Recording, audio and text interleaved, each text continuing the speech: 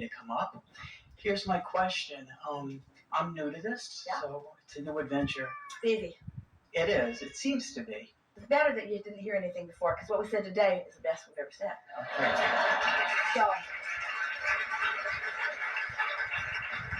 So my question surrounds people in your life. So let's say that you are trying your best to be a happy person and align yourself vibrationally with Source, and that's all going well. And then you have many brothers and sisters and friends like I do who call me and use me as somebody to vent off of, to express issues or problems.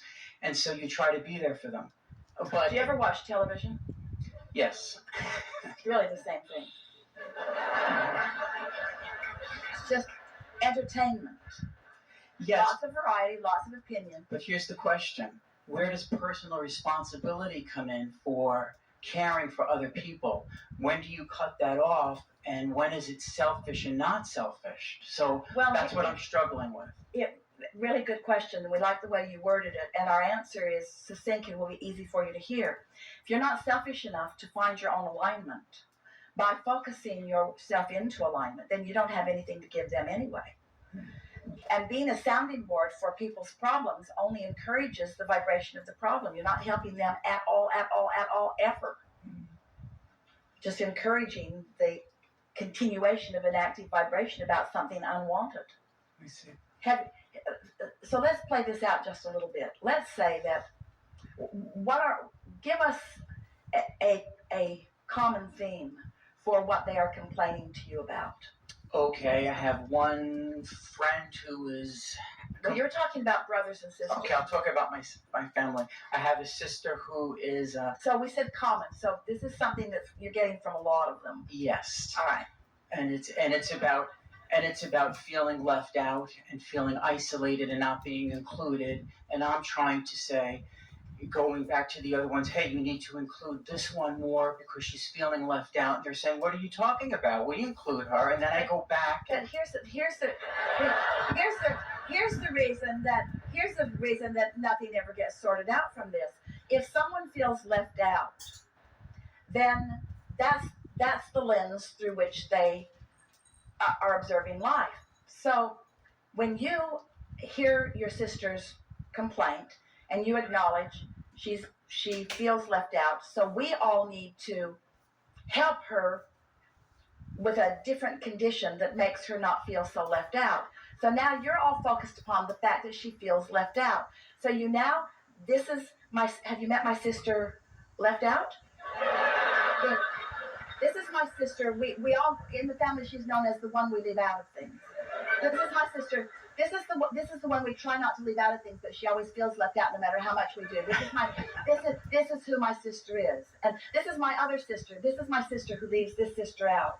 This is my sister who leaves it. But this is my sister who doesn't believe that she's leaving this sister out. This is my sister who tries not to leave this sister out, but this sister still feels left out, even though this sister tries not to leave this sister out. We all try not to leave out this sister, but this sister just feels left out all the time. She feels left out no matter what we do. We just can't do enough to keep this sister from feeling left out. And so as that's the perpetuation of the vibration around this, not only because that's the way she feels, but that's the way you feel about the way she feels. Now there's a lot of momentum in this, and it's almost like she needs a whole new family to not be left out. A whole new family. But you know what? She will take her left out self to the new family. And the new family, who's never left anybody out of anything ever, won't think about her. They'll leave her out because she's got a vibration going. You just can't.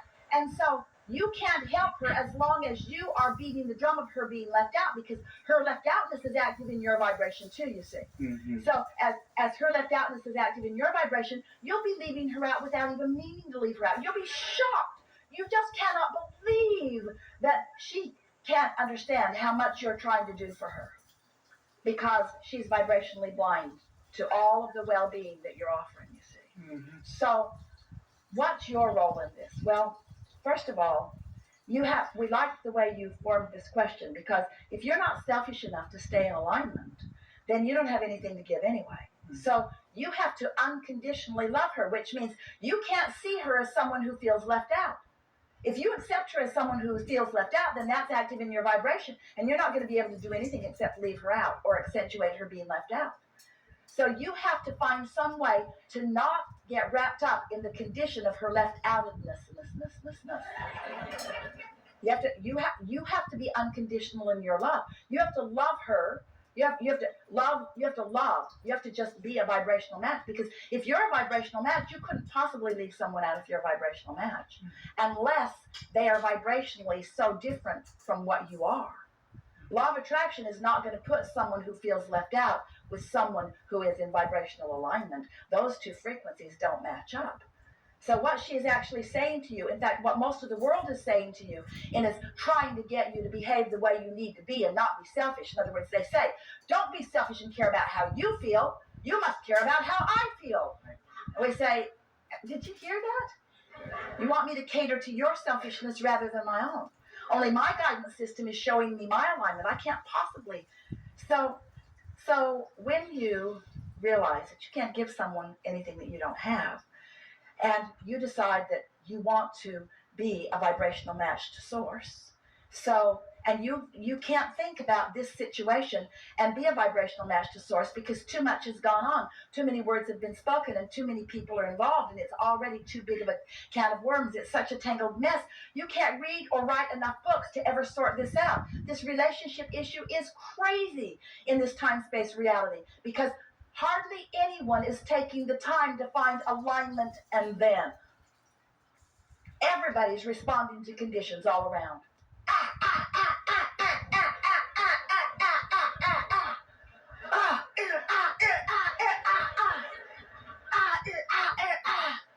You all need to be different, because I'm having a rough ride over here. You all need to be different. I just can't take it anymore. I need a vacation. I need a different family. I need things to be different. We say, you cannot get there from there. You finally got to stand where you are and accept that you've put it all in the vortex. Everything that you want is clearly understood. You've got to find some way to turn those thoughts to the things you want to live. You've got to find some way of realizing what you've created. And you can't do it by trying to fix the problems of others. That just twirls you around in vibrations that keep you from ever being happy. And then on your tombstones, every one of you should have written on your tombstone, I tried to make you happy. But did it work? No. Very tall tombstone. I tried to make you happy. I stood on my head in every possible way. Nothing that I did made any real difference, because it turned out it was not my job. It was your job. So I wasted my life trying to do your job instead of doing my job. My job is to find love. And if I can't love you, then I'll think about something more general. Easy to find things to love. It's easy to find a feeling of love. It's easy. It just has to be a high enough priority. And for most, you don't work too hard at it until you get right up against the wall where you don't have other options. Mm-hmm. As long as you can call somebody and complain, you probably will. Or as long as you can go to some self-help seminar.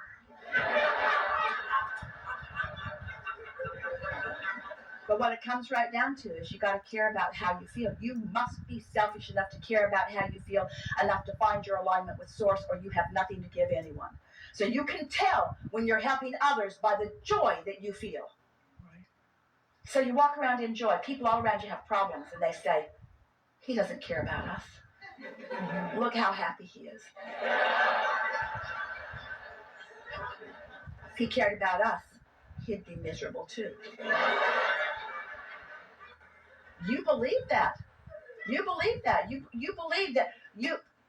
So, all right, we're really onto something. So let's say you have a lot of money. So you share your money with others around you. It's natural. It's easy. And then they say, oh, yeah, you gave me $100,000. You could have given me so much more. How about this? So just kind of sort of getting you to look at things a little bit. So here you are. You are standing in your place of alignment. And because you are in alignment, all the resources of the world are flowing to you. And so you share your clarity with someone who's confused, and they're mad at you for not suffering with them. Or you share your abundance with them, and they're mad at you for having more than you deserve. So what they're actually meaning, we want you to hear this, because once you get this, something's going to change inside of you that's going to make life easier for you. Most everybody you know, drum roll please, is evaluating your value to them, your gift to them, through your suffering. If you're not sacrificing, it's not a valid gift. Oh yeah, she gave me $100,000, but God, she's got millions. That gift is meaningless. It's not like it's the last dollar she had. That would have been meaningful. So, how dare you find alignment and joy in the midst of circumstances that are troubling? How dare you be happy when someone you love isn't? How dare you? Because so often they are determining your gift to them through your willingness to suffer. And you got to get this turned around, because if you're suffering, you got no gift to give. If you're suffering, you've got no gift to. You can't get sick enough to help sick people get well. You cannot get poor enough to help poor people become prosperous. You cannot become confused enough to bring clarity to a situation. In other words, if you're not willing, if you are not selfish enough to care about the way you feel, the only reason that you could ever feel negative emotion is because your inner being won't join you in the suffering. Isn't that nice to know? The only reason that negative emotion even is realized by me is because I've chosen a vibration that my inner being won't join me in. Inner being, you should come over here and feel bad with me so I don't have to feel bad. But your inner being doesn't, source doesn't. When you stood before Jesus dripping your illness, he did not see your illness. He knew your wellness. He knew it, and he didn't just try to do it in that moment. He had practiced knowing well-being long before you walked in dripping your illness. If you were the first one, he probably would have noticed your illness. He found alignment and stood in knowing of your well-being. And when you stood before him dripping your illness, he saw it not. Instead, he saw the vibrational version of you. He saw the vortex version of you. He knew the well-being version of you. He was selfish enough to not go where you are. He cannot help you if he goes where you are. That reality already is. All he can do is enhance that reality. Instead, he stood in your new reality. He held the vision of it. And your illness could not abide in his vibration. We're getting a little rowdy. Your illness could not abide in his vibration. And then he said, go forth and tell no one. What he really said is, don't talk about it. Don't talk about it. Don't go home. Don't talk about it. They'll talk you right back into it.